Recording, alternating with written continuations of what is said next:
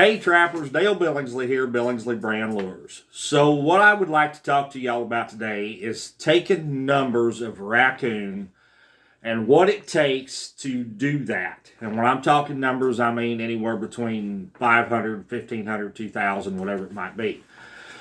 The first thing you need to understand is there is a huge difference between trapping them here in the Midwest and trapping them in the, let's say, in the South, Southeast, Southwest. The first thing you've got to have is a population of raccoon. That's number one. You can't catch them if they ain't there.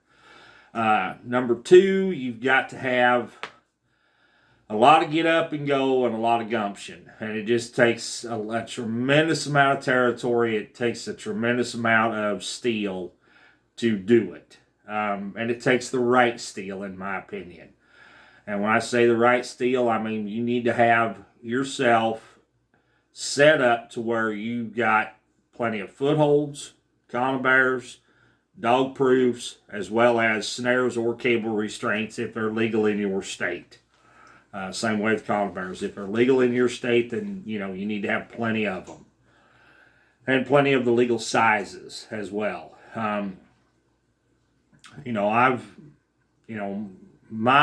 Basically, if I'm running a huge raccoon line, or I try to run a multi-species line. But if I'm really concentrating on raccoon and raccoon only, or big numbers of them anyway, I'm going to have out anywhere between 300 and 400 sets that I check every day. I know a lot of guys will run that many, but they'll run them on a 2 or 3 day check if they're drownings type sets and it's legal to do so in their state, and that's fine.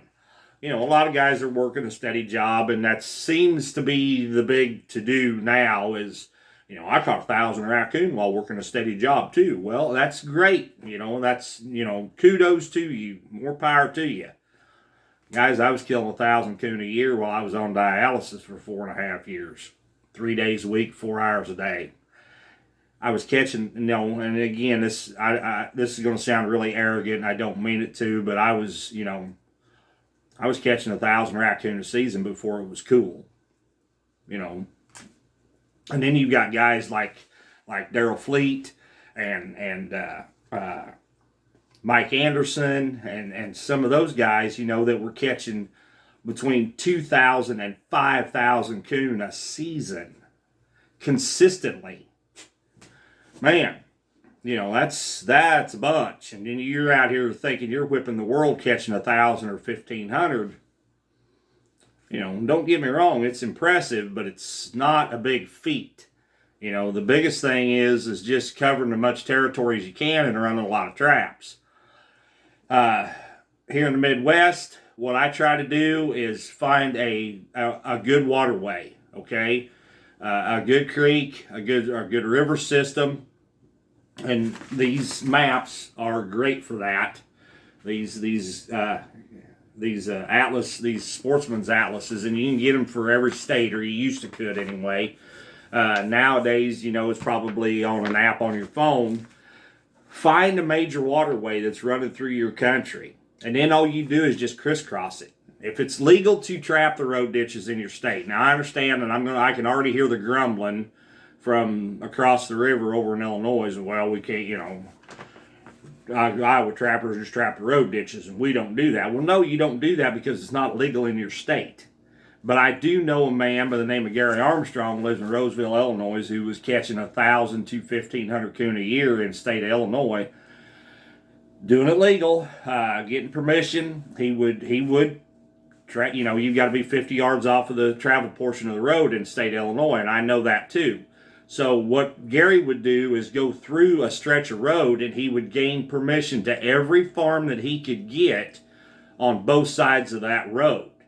All right, he would pull up to that stop, that location, jump out, cross the fence, go 50 yards up, pop in 5 or 6, 8 sets, come back, go across the road on the other side of the road where he had permission, pop in another 6, 8 sets on that side of the road, and down to the next stretch, down to the next stop that he had.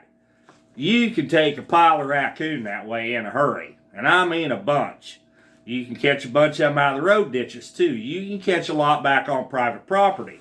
I know some boys here in Iowa that do it every year consistently between 1,000 to 1,500, 1,200, 1,500 coon a season, running nothing but cage traps and 220 conibears.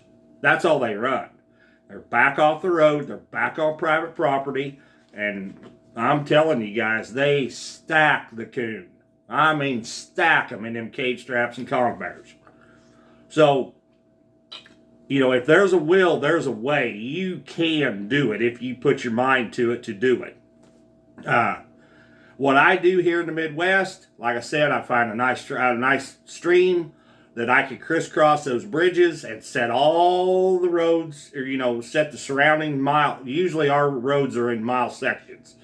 So I set a bridge, turn off, set those trails, set those little waterways, turn up, set those, come back to the main creek again, and I set every trail and every stop that there is till I get back to that main creek.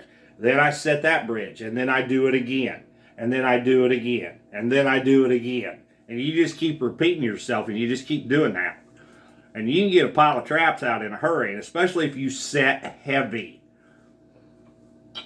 Sorry guys, I'm chewing here. I don't know where we got the mindset to just put in 2 sets and go. Some professional somewhere, sometime along the line, said that it was okay to just put in 2 sets and go, and that's not how you do it. Okay? In my opinion, the way to do it, you come to a location, you set it heavy, you load it up, you don't give anything any chance to wiggle past you, and then you go to the next one. And then you do the same thing. You might have, you know, there might be anywhere between 4 to 24 traps at that one stop. But you're only there 1 or 2 nights and you're pulling and moving. You know, you've got to move fast. You've got to keep moving. Time is of the essence when you're trapping coon for numbers. You've got to keep moving. You got to keep hustling and popping them sets in all the time. There's times when you're going to feel, you know, you're overwhelmed, you're strung out, you're tired, you're burnt out, you don't want to see another wet, muddy coon again. But you have to force yourself to keep putting in new sets every day, even if it's no more than 10 or 12. Because those new sets sometimes are what keeps you going. Up here in the Midwest, we run a lot of bait sets. We run a lot of trail sets. We run a lot of dry land stuff too, but a lot of it's done in the water, or it should be anyway, in my opinion. Don't drive over coon, guys. You know, even at $5 a piece, you can still make a little money. You're not gonna get rich doing it, but you can still make a little money on coon if you do it right, okay? And by right, I mean by putting in a lot of sets per stop, not being in there very long, not burning any more fuel than what you have to, okay? You know, if you go out here and you pound, let's just say you go pound 100 coon a night at $5 a piece. That's $500 a day. That's not too shabby. You know, I mean, you can squeak by on $500 a day, I would think. You know, the biggest thing is trying to hold that average, that daily average. And if you can hold 30 coon a day for 90 days, or for 30 days, I'm sorry. If you can hold 30 coon a day average for 30 days, that's 900 coon at the end of 30 days. That's not too dang shabby of a catch. I don't care what anybody says. That's pretty good. Now, if you do it and do it hard and do it right, you can, you know, I know guys that can do that in 2 weeks. You know, I can't do it that fast. I'm a little long in the tooth now. I'm not quite as fast or as young as I once was. So, you know, if I can catch 7, 8, 900 of them in 30 days, I'm pretty happy. The baited sets are going to be your friends here in the Midwest. These coon, you know, they will readily come to a bait. Fish steaks, pockets, dog proofs with, you know, cat food or dog food or whatever you might put in them. And then don't overlook your dry trails too, where you can put in dry footholds, or where you can load them up with columbars, load them up with snares. You know, doesn't hurt anything.